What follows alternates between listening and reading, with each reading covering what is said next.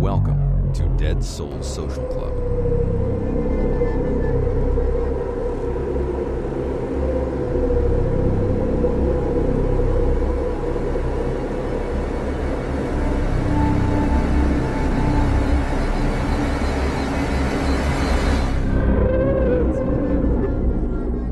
This audio presentation contains graphic details of death, violence, and controversial subject matter.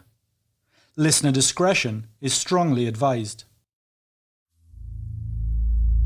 From Dead Souls Media, this is The Murder of Robert Wone. I'm Jamie Black, a researcher and psychologist, and I'm your host for tonight. Hey everyone, in this episode we are going to talk about a mystery that has remained an enigma for the last 19 years. We are going to discuss a true crime case that raises more questions the more you look into it. Whilst initially the answers seem somewhat apparent and obvious, not all is as it appears to be. Back on August the 2nd, 2006, emergency services received a frantic 911 call. The call was placed at around 11:50 p.m. The call came in from a gentleman located at a townhouse on Swan Street in Washington, D.C.'s DuPont Circle neighborhood, an affluent, trendy, and historic part of the city. What would begin is one of the most baffling, disturbing, and controversial murder mysteries in United States history. But one that is rarely discussed today, only 2 decades after the fact. This is the story of the murder of Robert Wone. Now, as I previously stated, you may be tempted to assume that on the surface and for the most part, this case seems pretty cut and dry, straightforward in its outcome perhaps. But look closer, and tonight we are going to do just that. The victim, the police investigation, the suspects, and the interviews. Let's dig into it all. Because in this case, I don't think that any theory put forward by law enforcement or lawyers on either side of the judicial wall, so to speak, really makes any sense. Firstly, to give you an overview of the crime itself. On August the 2nd, 2006, 32-year-old Washington, D.C.-based attorney Robert E. Wone was murdered at 1509 Swan Street. Wone was fatally stabbed while staying overnight at a friend's townhouse in the DuPont Circle neighborhood. The home where the crime occurred was owned by partners Joe Price and Victor Zaborski. They shared their home with a third man by the name of Dylan Ward, where the three lived together in a polyamorous relationship. Robert Wone, who had been married to his wife Catherine Ellen for just over 3 years, had decided to stay the night at the Swan Street residence upon invitation by his friend Price. Wone had gone to the Swan Street house at around 10:30 p.m. from work. He was working late that night, but that wasn't his usual practice. He had planned to stay at the Price-Zaborski-Ward residence several days in advance. Neighbours in the DuPont Circle Street, which is a popular LGBTQ+ area of Washington, reported hearing a scream that several corroborated as happening between 11 p.m. to 11:30 p.m. Several witnesses all stated that it happened during the 11 p.m. news programming. Law enforcement would later identify the scream as being that of Victor Zaborski. At precisely 11:49 p.m, Zaborski made a 911 call and an emergency medical team arrived at the scene just 5 minutes later. Officers of the Metropolitan Police Department, the MPDC, would arrive at the scene just 3 minutes after this. Joe Price called Robert Wone's wife, Kathleen, to inform her that her husband had been stabbed, with Robert being pronounced dead at George Washington's University Hospital at 12:24 a.m. in the early hours of August 3rd. Joe Price, Dylan Ward, and Victor Zaborski each denied any involvement in Robert Wone's death. They all postulated that an intruder had entered the house and murdered Robert. And to this day, the murderer remains at large and unidentified. Okay, so that's a very basic overview of the crime. I can understand if you have already arrived at your own conclusions, shall we say, as to what may have happened. On the surface, everything seems fairly obvious here, right? After all, Occam's razor tells us that, quote, "The simplest explanation for a phenomenon is usually the correct one." But there's more to this. Let's take a look at the victim, Robert Wone. Who was he? Well, Robert Wone was a very interesting person. He was a very successful, and by all accounts from those who knew him, he was happy, honest and carefree. He was known amongst friends and family to be nice, quiet, and a decent, upstanding person. Robert worked in the field of law. Although his role was stressful, the pressure and stress of the role was something which Robert thrived on and made him perform to his best. Born Robert Eric Wone on June 1st, 1974 in Manhattan, he grew up in the Brooklyn district of New York City. Robert was fourth-generation Chinese American and an only child of William and Amy Wone. His early years were spent surrounded by extended family in Chinatown, Manhattan, before his family headed to Brooklyn. Robert attended Xaverian High School, a private Catholic school in Brooklyn, where he graduated as valedictorian of his class.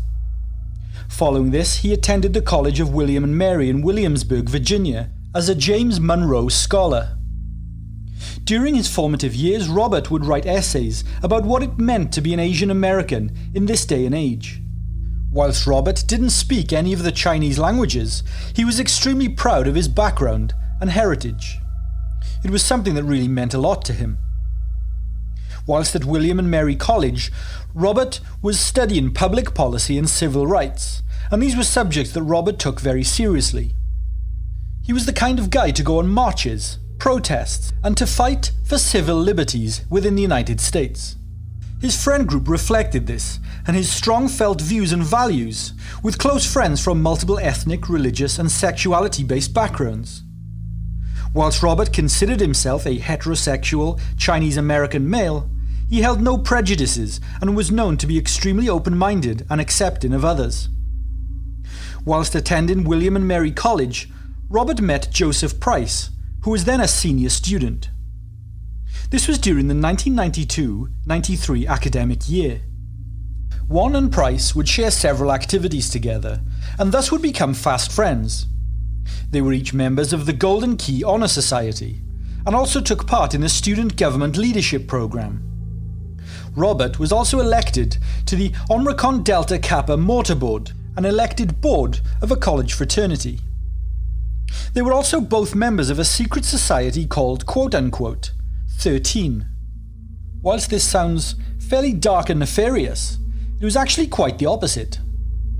Members of 13 went around campus doing anonymous good deeds, making anonymous donations and giving anonymous gifts, promoting positivity for little or no personal gain. Price graduated in 1993, a few years ahead of Wone. Wone would go on to graduate from William and Mary in 1996. He was active in college with various clubs, groups and fraternities, and when he graduated he received the prestigious Elgin and Sidney Sullivan Award.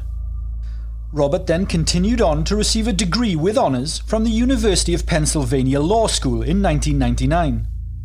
His degree was a Juris Doctor degree, a professional law degree which is issued within the United States, United Kingdom and Commonwealth nations.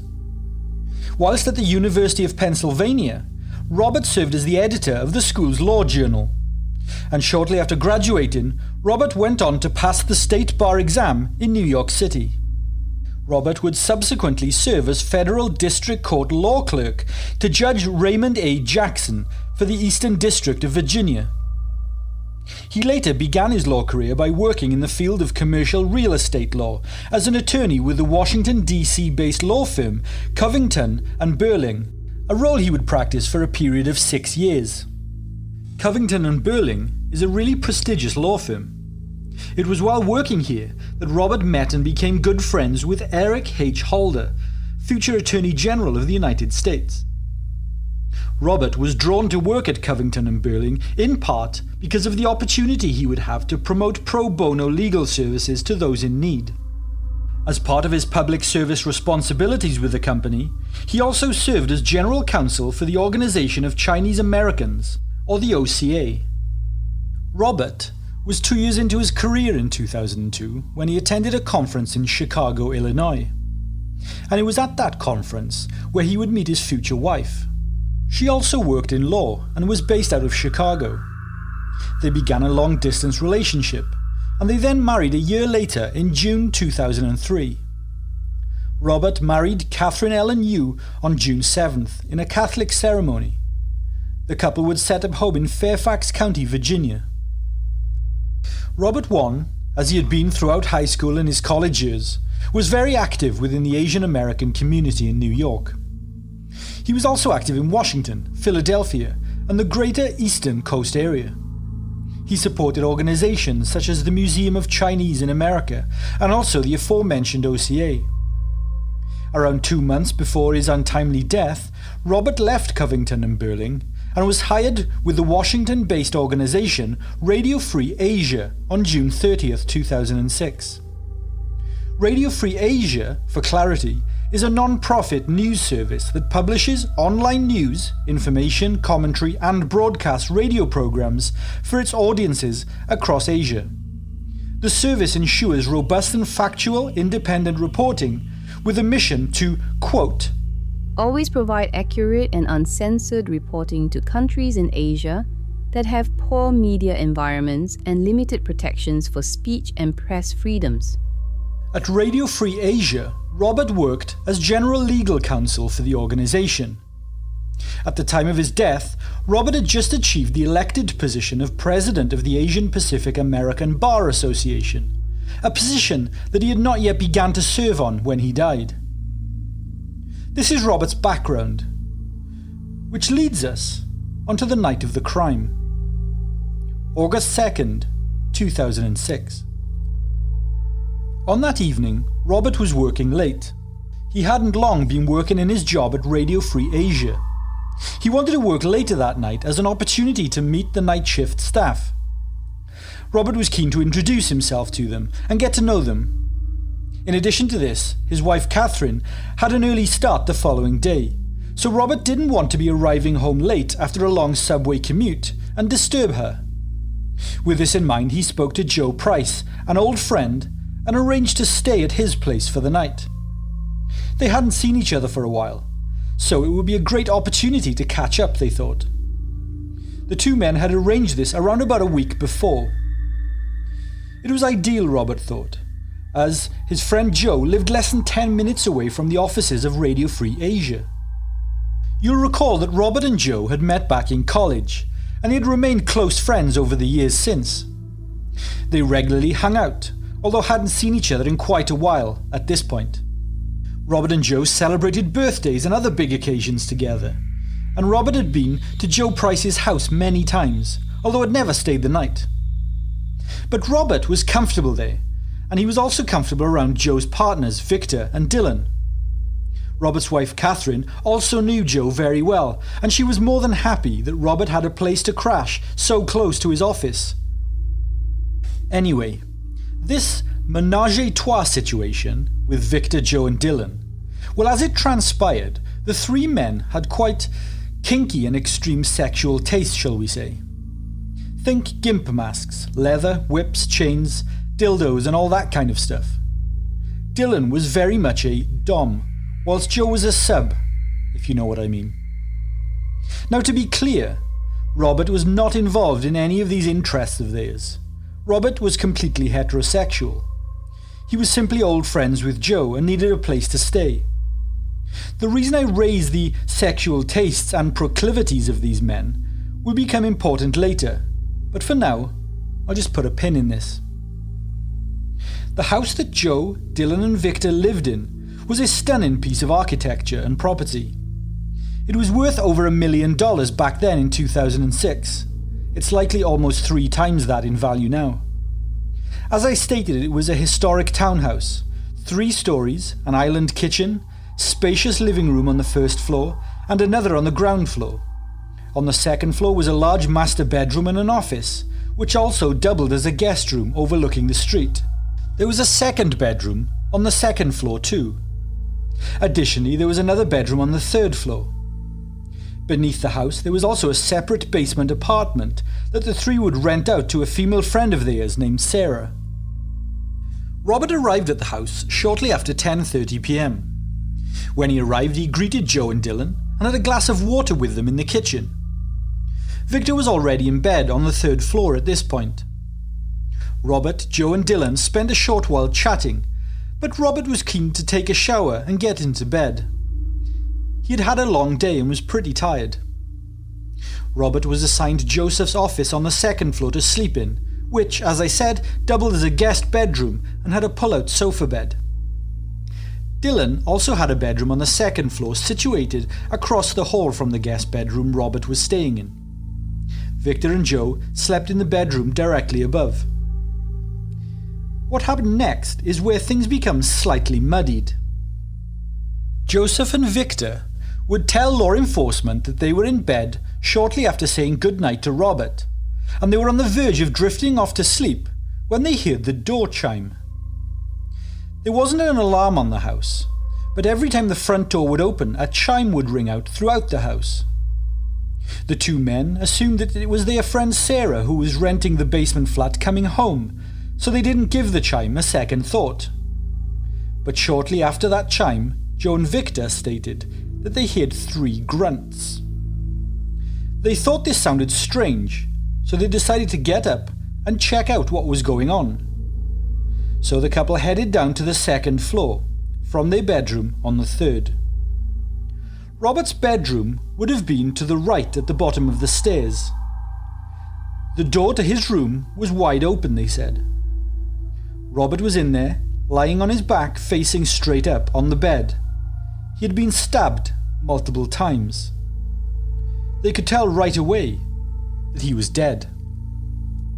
The two men were stunned and stood staring at him in horror. They had only seen him alive less than 30 minutes prior. Then, from the room across the hall, Dylan emerged, in the process of waking up, and asked what was going on. Remember that the men had stated that they had heard the door chime before they heard the 3 grunts. Then they went downstairs. The men said that they never heard the door chime again, which would indicate that whoever came in didn't go back out. At least not through the front door.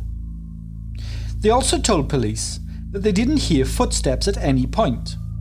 They didn't see anybody.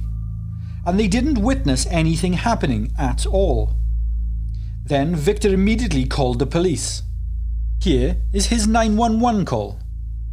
DC Emergency 911 Operator 6752. Do you need police, fire, or ambulance?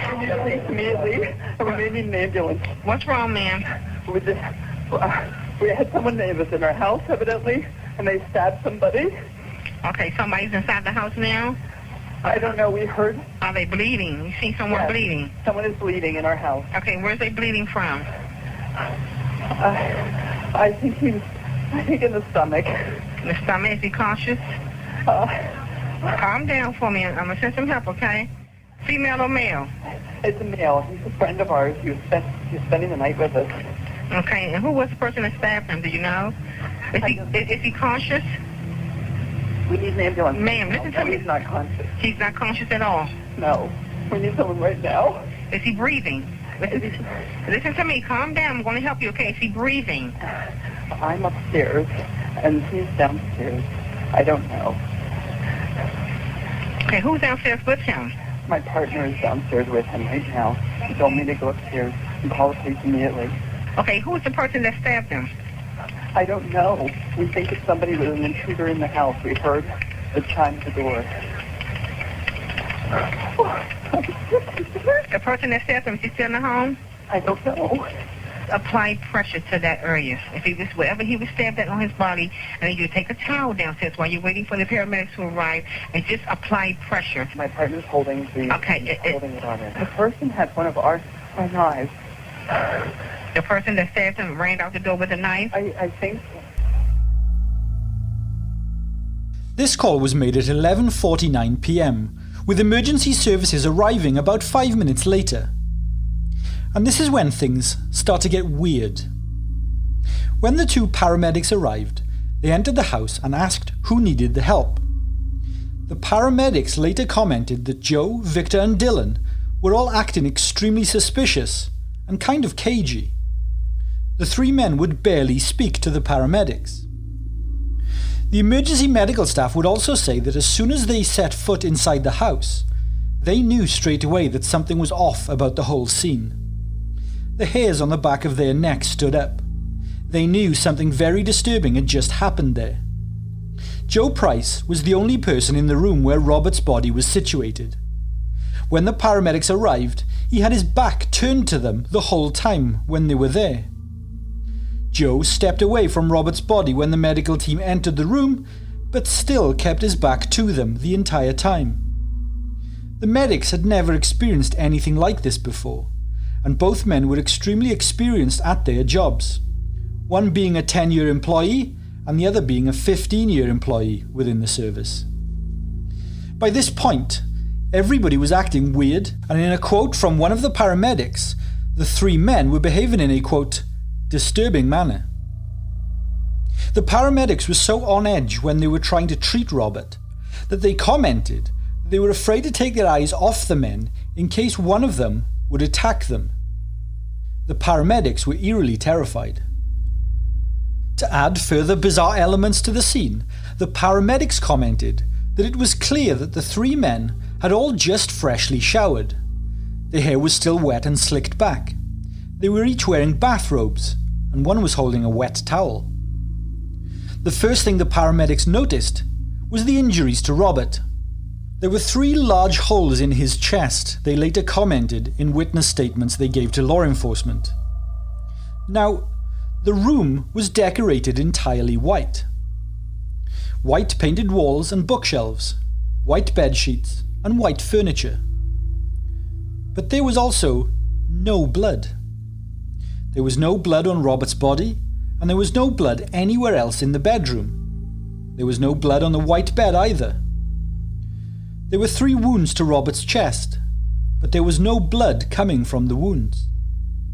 In fact, the paramedics would comment on how neat and tidy the room was. It was pristinely clean. It was almost like Robert had just been lying on the bed and 3 holes had just appeared in his chest without any blood emerging. Very strange, and an entirely unique crime scene. Robert's wallet and his BlackBerry telephone were sat on the bedside table beside him. The paramedics told law enforcement that upon closer inspection, it appeared that Robert had been stabbed in the chest 3 times, then he had been undressed post-mortem, showered, cleaned, redressed, and his body being placed back on the bed. Robert was known to grind his teeth when he slept, so each night he would sleep with a gum shield in his mouth. Well, this gum shield was still in his mouth. The murder weapon was left on the bedside table next to his wallet and phone. It was a large butcher's knife that was from the home itself. It had come from the kitchen. It was later identified when police moved Robert's body that there were a few small droplets of blood on the bed underneath his body, but these droplets were tiny. Small specks, if you will. On the floor next to the bed, there was a damp towel that also had some droplets of blood on it. The paramedics assumed that this was the towel that Joe had used to put pressure on Robert's wounds before the paramedics arrived. But the amount of blood was tiny, and nowhere near the amount that there should have been from 3 horrific stab wounds, such as these. But no, it was later identified that the blood on the towel was actually from where someone had used it to wipe a knife clean. But the knife itself still had blood the entirety of the length of the blade.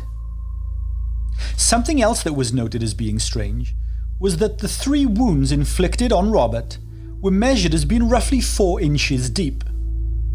But the blood on the knife was up to 6 inches deep.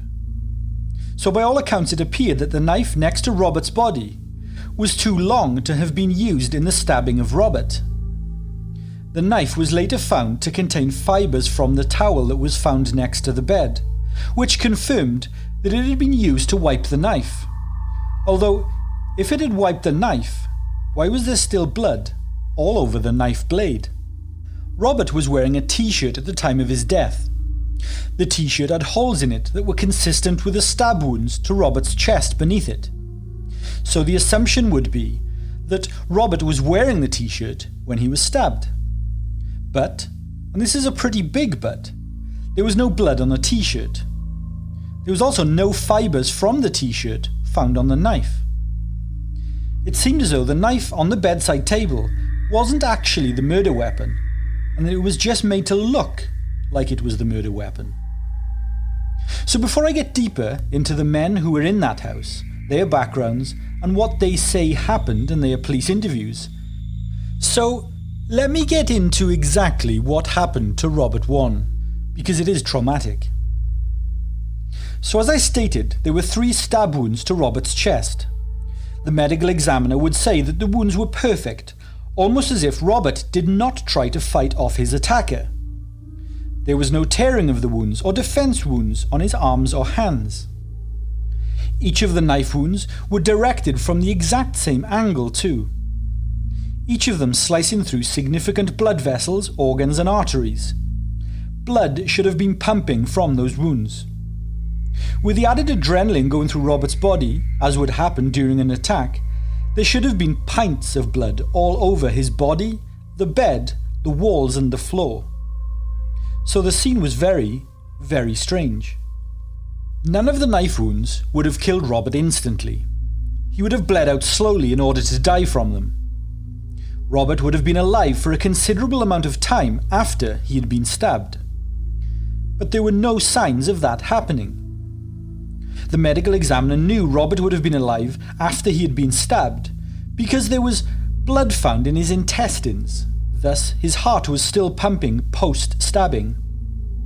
The medical examiner and the police agreed that it appeared as if Robert had been paralysed before being stabbed. There were burst blood vessels in Robert's eyes, which indicated a possible strangulation, but there was no ligature marks or bruising around his neck. The medical examiner suggested that maybe somebody had held a pillow over his head. Robert also had multiple needle puncture wounds on his body. They were found in his neck, in his feet, and in his chest. This indicated that Robert may have been injected with something. Robert's wife Catherine was asked if Robert had been recently undergoing any kind of medical procedures, which would explain the needle punctures. But she would say no. Robert had no procedures, nor had even been to a doctor for a very long time. Needle marks don't last that long, 1 or 2 days maximum. So, law enforcement was certain that Robert had acquired the punctures within the previous 24 hours. The examiner ran a series of toxicology tests on Robert to identify any foreign substances in his body. He expected to find some kind of paralyzing agent or illicit drugs. But there was nothing. The toxicology came back showing nothing unusual. GHB, benzos, methamphetamine, opiates, none were identified. The timing of the toxicology meant that any drugs would not have likely broken down in Robert's system to allow non-detection. But it is entirely possible, however, that a drug was used that the toxicology didn't pick up or recognize. I will say this is entirely speculation, however. The medical examiner also conducted a rape kit on Robert's body. This included a forensic examination of Robert's penis and anus and the surrounding areas of his body. Law enforcement suspected there may have been sexual assault involved in the crime. Jackpot. The medical examiner identified semen inside Robert's anus. So the examiner tested the semen's DNA code. The semen was Robert's. So it was as if Robert had sexually assaulted himself. There was no doubt to the medical examiner and investigating officers that Robert had arrived at this house, been incapacitated, and then been tortured to death. But they couldn't work out how. The wounds Robert suffered would have been extremely painful, there's no doubt. It was almost like a ritualistic killing. He had definitely bled a lot, but there was next to no blood in the room where he was found. In addition, the way the guys who owned the house were acting was incredibly suspicious. So, who were these three men? Let's take a look at Joe, Victor, and Dylan. Each of the stories of what happened that night which they gave to law enforcement, essentially and for the most part, matched perfectly. They were identical. First up was Joseph Price. When the police began speaking with him, Joe Price was very eager to speak for all three of the men. It's important to know at this juncture that Joe Price was a lawyer, a very successful lawyer. So it would make sense as to why he would want to be the one who would want to speak on behalf of the group. He maintained, just as Victor had done on his initial 911 call, that an intruder must have come into the house and done this terrible act to Robert. All three of the men were separated by law enforcement and interviewed separately. Now, to be clear, they were not arrested or detained. They were all free to leave at any time during the police interviews, but they each stayed and spoke freely. Now, Joseph Price was Robert's old friend from college. He was 35 years old at the time of the crime. He was an attorney with Arndt Fox Schiff LLP, a law firm in Washington, D.C. He made partner in 2006, the same year that all this occurred. So as I said before, he was very successful. He specialized in trademark and copyright law and had represented a number of major clients, and he was also pretty active within gay rights advocacy. Here is Joe from his police interview. Fingerprinting that knife, I mean, somebody jumped our fence and went through that door. You said, tell you what I know. We have an alarm system. The alarm was not on, but it has a function where the doors chime if you open the doors, whether the alarm or not. After Robert was there, we had drinks around the sink. Went upstairs, we showed Robert where the shower was, where the bathroom was, right down the hall. Here's your bed. We already made out the pull-out bed for him. We said goodnight. He said he was going to take a shower right then. It was all sticky. I went upstairs, saw the last 5 minutes of the show, and then started watching the first 10 minutes of some other thing on Spike TV. And I knew Victor was getting annoyed that I wasn't turning off the TV, so I turned it off and we went to sleep. So Victor and I both jump out of bed, we run downstairs. There's, the stairs end at the door. I see the doors open, I see Robert is laying there. The bed cover is pulled back. He's laying there. There is blood on him. His hand was out, one arm was out like this and one arm was like this, I think, or somewhere across his body. And there was a knife. I believe it was laying on him, on his stomach or something like that. I picked up the knife, I moved it, I lifted up his shirt, and I could clearly see there was one, puncture wound right on his belly. I lifted up his shirt a little more. There was a lot of blood on his chest. Is he homosexual? No, not gay. Never has been. Didn't think about it. No drugs, no booze, nothing. Robert was the best, absolutely straight A, no nonsense guy I ever met. Like I said, I know Victor and Dylan better than I know my mother. There's no chance on the face of this earth that either one of them could, punch someone, never mind, kill someone. It's ridiculous. And you guys are focusing on us. No, This did not happen. We focusing on facts. I know. You guys have to do your jobs. So all we can look at is what we know, what we see. So long as someone's dusting the back door and all that kind of stuff, I know you guys will find evidence. There was somebody else in our house. Mm. I know. I heard the chime. Yeah. You heard the chime. Was that the person leaving? No, I believe it was the person coming in, because then I hear the grunting You don't and hear stuff the... later. You're not sure how much later. I know I didn't fall back to sleep. Well, you heard the chime on the door. Somebody comes in. Did you hear a scream or anything like that? No. No. You heard no scream. I heard the chime, and it was quiet. That's You know, I don't know how long. Maybe it was a minute, 2, 3, 4. I just woke up. I'm thinking, oh, Sarah came home, and I roll back over. Your floors, the stairs, they're hardwood, right? So you would think that if somebody was going down the stairs, even if somebody was running down the stairs, you made it hit that, right? This is one of my oldest friends. What on earth would possess me to do such a thing? Never mind, could I do it? It's crazy. The whole thing's crazy. Yeah. The guy ain't supposed to be staying over at your house tonight. That's crazy. That doesn't make any sense. But just ask his wife if he was planning to. I can show you the emails right here, probably. I got my BlackBerry. This is from my work account. Well, maybe he's thinking about doing a little experimentation. I don't know.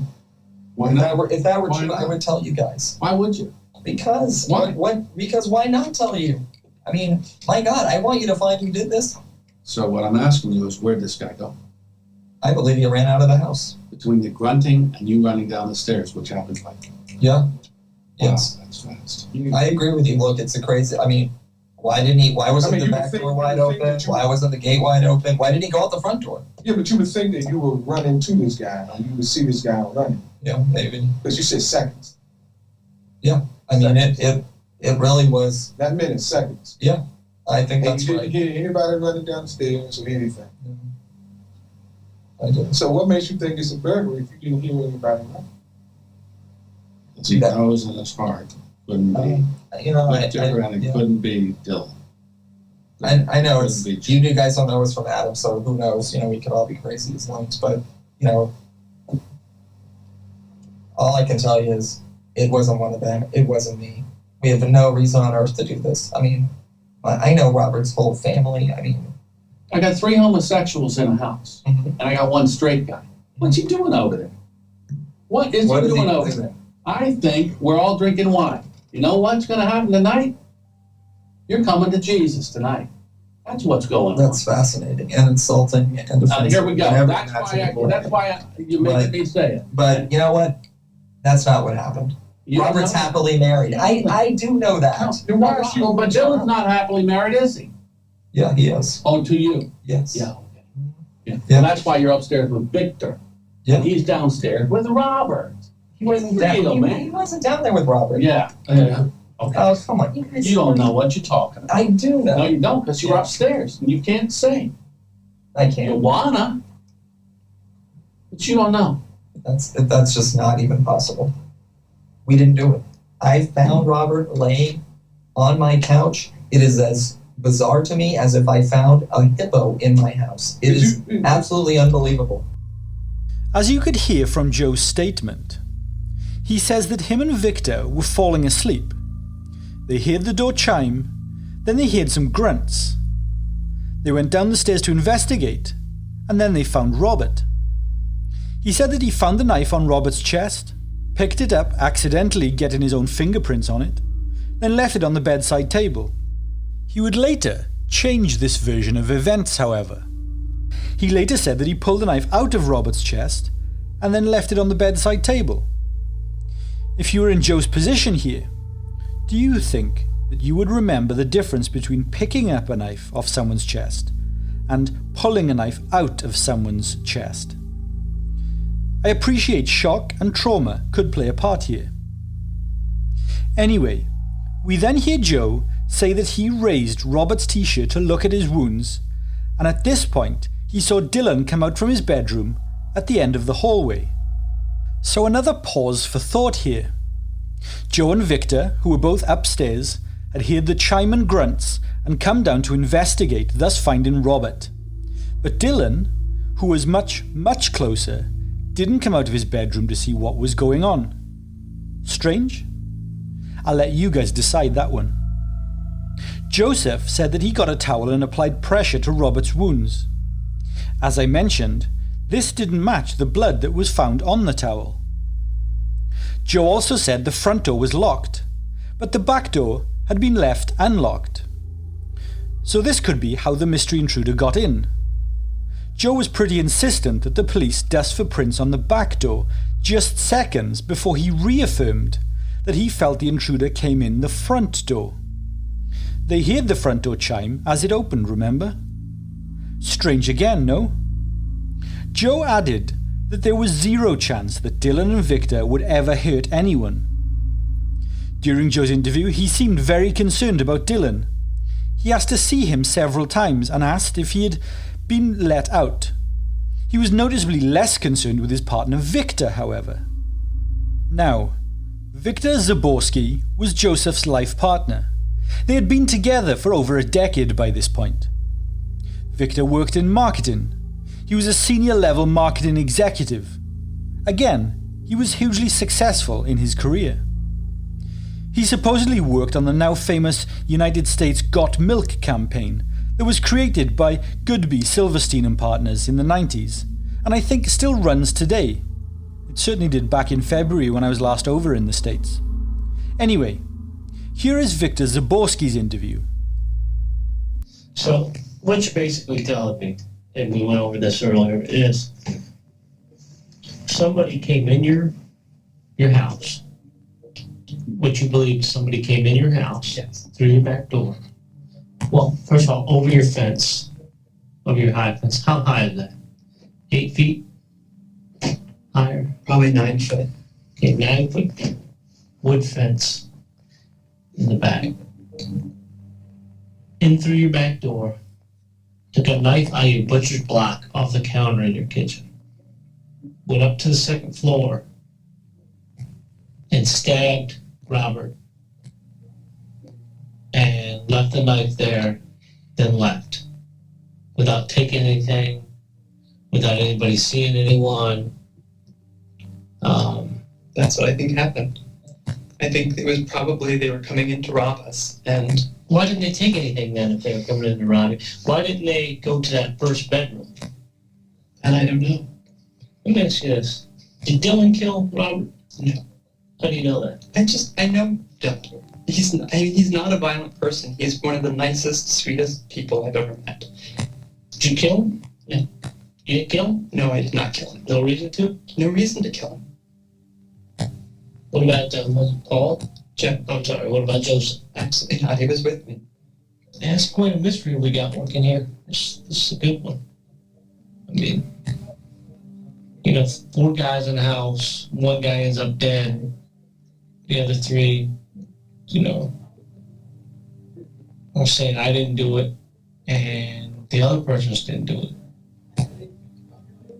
But then we have no evidence of any type of forced entry or anything like that. That woke me was like a breathy kind of, but it was loud. And so I jumped up. Joe jumped up beside me. We were both sort of, what is that? What is that? We run to the door of our bedroom and opened the door, and we heard another kind of grunt. And flipped the switch on in the hallway, and we both start running down the stairs. And Joe was just in front of me. And then we got to the doorway of the office and saw Robert laying on the bed, and I just freaked out. His eyes were rolled back. He looked very pale. Whatever happened between the people in that house. Nobody broke into that house. That didn't happen. We know that for sure. Now, there's one person that's going to be guilty of murder for stabbing Robert. Anybody that tries to cover up for him is going to be just as guilty and charged just as if they stabbed him. You're shaking your head, but I'm telling you that's absolute truth. That's what's going to happen. A friend of ours died tonight. A friend of yours was murdered tonight. He didn't die. He didn't just die. He was murdered. Somebody stabbed him with a knife from that kitchen. And you know who that someone was. I do not. Yes, you do. I do not. Yes, you do. I do not. Yes, you do. You certainly do know. I do not. You do know. And the further down the road you go with this, the worse it's going to be. Absolutely nobody broke in that house. One of you in that house killed him. Yes, one of you killed him. Maybe you. One of you killed him. So, yeah, Victor's statement to the police was interesting to say the least. He says that he wasn't supposed to be in the house that night. He'd been on a business trip and had come home early from that trip. He didn't meet Robert that night. He'd gone to bed early as he was exhausted from travelling. But he was awoken by a low scream, or grunts. After this, the story pretty much matches Joe's story, except for Victor adding that as they were going downstairs to investigate the chime and grunts, they heard another scream. Joe didn't mention a scream in his version of events. Victor also added that they heard more grunts. Again, an element absent from Joe's version of events. Then they found Robert. Victor said that he didn't see or hear anyone running away or any doors slamming. At this point, he said that he became pretty hysterical and that Joe told him to go upstairs and call 911, thus leaving Joe and Dylan alone with the body. During Victor's interview, the police were fairly confident that if they kept probing, they would be able to break Victor. But despite pushing him pretty hard, Victor stuck to his story, and for all intents and purposes, he didn't break. Now, finally, we come to Dylan. He was seemingly an odd man out in this threesome relationship. Joe and Victor, as we know, were highly accomplished businessmen. Both had won awards in their respective careers. Dylan, however, not so much. He was the son of a medical doctor from Tacoma, Washington. He had 4 brothers and sisters. He studied foreign policy in college, then decided it wasn't for him, so he went to the Culinary Institute of America, hoping to train as a chef. Following that, he then travelled to Taiwan and wrote a number of Chinese language children's books. Some of the titles of those books are Victor the Happy Robot, The Rainbow World, and The Library of Dreams. I tried to track down a copy of these books, but they're only available in China and fairly pricey.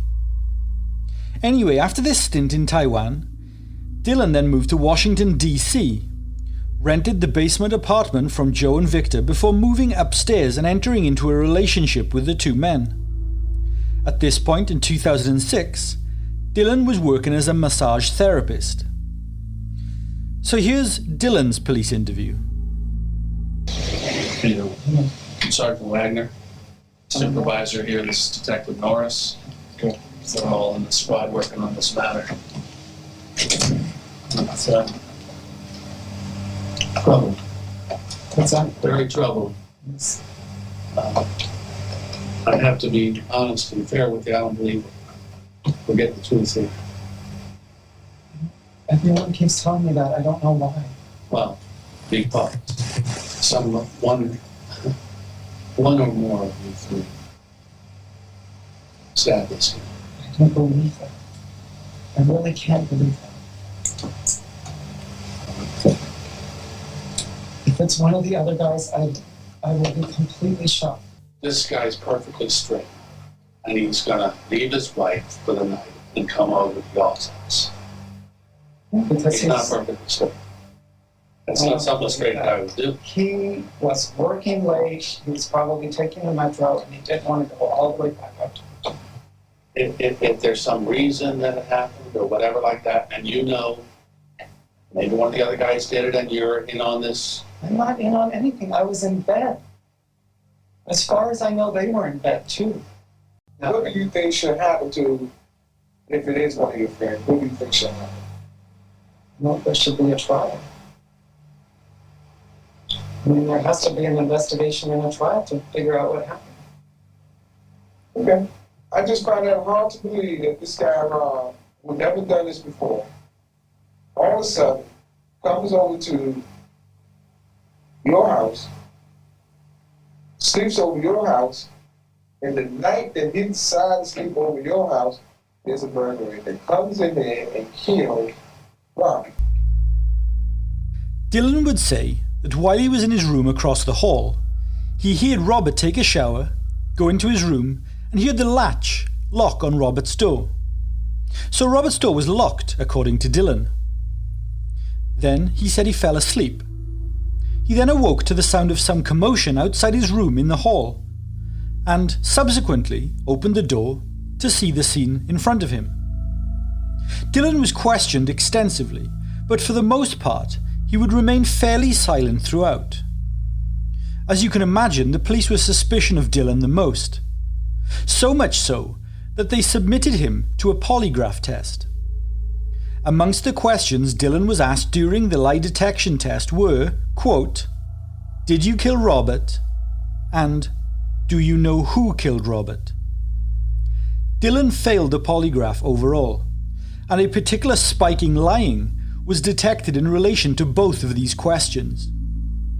Polygraph tests are not always reliable, however, and are certainly not admissible in court, so take that with a pinch of salt.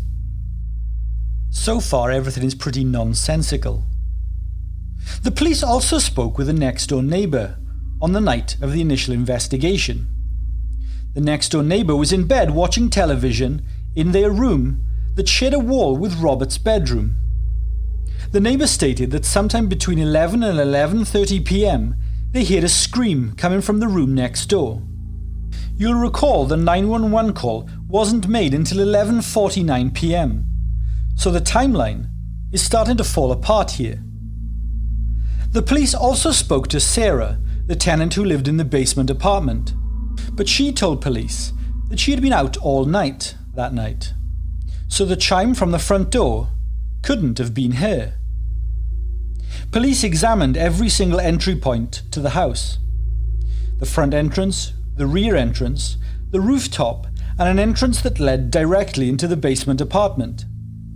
None of the entry points had any signs of forced entry. Nothing was disturbed in the home either, and nothing was missing. With the exception of one thing. While the police were searching the house, they looked at Dylan's room, and they found a cutlery set containing large cooking knives. Well, one of the large knives from this set was missing. Fun fact, the missing knife was able to be measured from the box that it was held in, as the knives were in plastic moulds. Well, the missing knife matched the wound depth on Robert's body, a much closer match than the knife that was found on the bedside table. The missing knife from the cutlery set was never found. The police also conducted a sweep of the house for drugs, but the only thing they found was a small amount of ecstasy in Dylan's bedroom. But in addition to the drugs, they also found an extensive collection of hardcore S&M sex toys. Included in this kinky collection was electroshock devices, stun guns, gas masks, chains and restraints, ball gags, devices to hold you open, recording equipment, and insertion devices. As I said, the collection was extensive. The police also brought a cadaver dog into the house, as the law enforcement still had no idea where Robert had been killed exactly. They were skeptical that it was on the bed where he was found, that's for sure.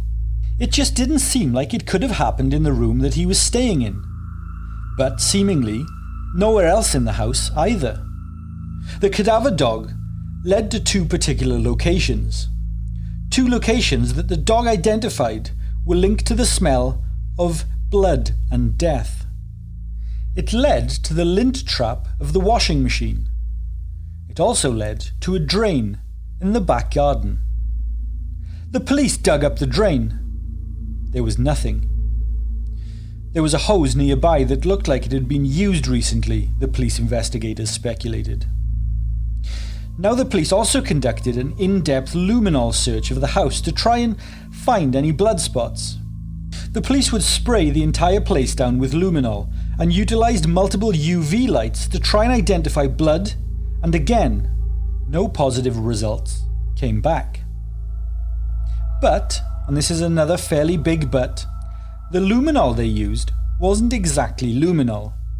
It was leucofluorescin, a synthetic replicant.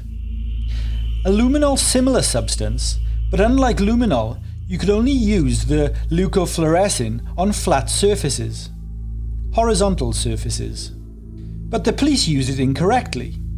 They sprayed the substance across almost every wall and vertical surface in the house. Surfaces known to have the opposite effect on blood DNA detection. On vertical surfaces, this substance essentially destroys traces of hemoglobin rather than detects it. So all three men were consistent in their stories, at least for the most part, and all three were essentially saying that the other two would never have done anything like this. But whilst their innocence was being vehemently asserted, it was clear that there was no evidence of an intruder whatsoever. An intruder angle also made no logical sense. The police examined the home for 3 weeks. They removed all the drains. They demolished walls, removed furniture. They microanalyzed the location floors, and they found no evidence. Then, weirdly, 3 months later, Michael Price, the brother of Joseph Price, was arrested for breaking into the house to steal items the night of the murder. $7,000 worth of electronics to be specific. Michael was arrested for the burglary, but those charges were later dropped. But what's interesting about this small little footnote is that Michael, it transpires, had a key to the house. This was something Joe Price nor any of the other 2 men mentioned. So Michael would have been able to get in without forcing entry. Something worth noting, I feel. Also of interest here is that Michael was at the time studying at university. He was staying in dorms nearby and studying to be a phlebotomist, essentially a healthcare professional with particular expertise in drawing blood samples from patients, performing blood and DNA diagnostic tests, blood donations, and blood research. He exclusively had classes in the evenings and had a perfect attendance rate the entire time he was enrolled in university. He never missed a class, ever. With the exception of, you guessed it, the night of the murder. Michael said that that night he was visiting family, and the family supported this alibi. All 3 men, Joe, Victor and Dylan, strongly denied having any sexual relationship with Robert, and Robert's family have also described him as both very heterosexual and happily married. All 3 men would attend Robert's funeral. Joe Price actually served as a pallbearer. Robert's family didn't believe that any of these 3 men in the house that night had anything to do with Robert's death. Robert's wife Catherine firmly stood behind the 3 men and their version of events. She trusted them explicitly.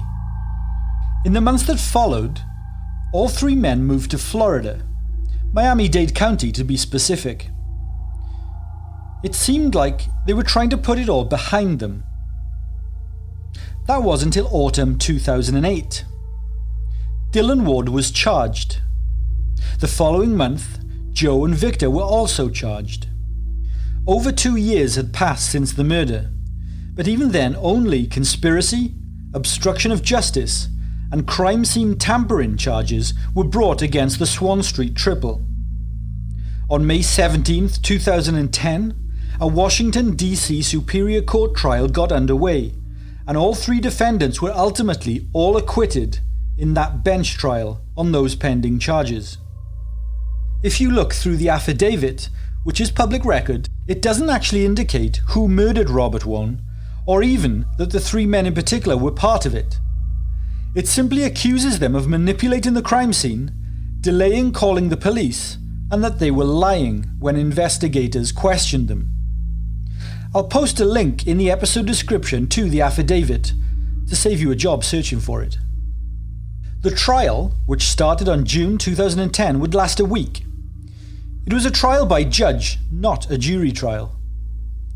Judge Lynn Leibovitz, who presided over their case, whilst not being able to order a guilty verdict, did state that the 3 men were, in her opinion, morally certain in their collective guilt.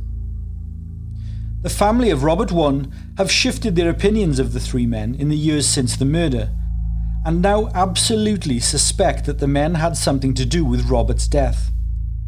The Trial begins tomorrow in a high-profile murder case that turned a DuPont Circle townhouse into the center of a mystery. Joseph Price, Victor Zaborski, and Dylan Ward are charged with obstruction of justice, not murder. Investigators believe the three men who lived in the house on Swan Street know who killed their housemate Robert Wone, but they have not told investigators. Wone was stabbed 3 times. The housemates say an intruder killed them. Civil proceedings in a wrongful death suit were put forward by Robert's wife, but ultimately the case was settled in August 2011 with an out-of-court settlement for an undisclosed sum and legal agreements. Now, 19 years later, and still very little seems clear about what happened that night and who is responsible for the murder of Robert Wone. A cloud of suspicion looms darkly over the Swan Street men, who continue to deny any involvement in the murder of their friend, and also in the alleged cover-up. After each of the men were found not guilty, they returned to Florida. Joseph Price changed his name to Joseph Anderson. Dylan Ward changed his name to Dylan Thomas.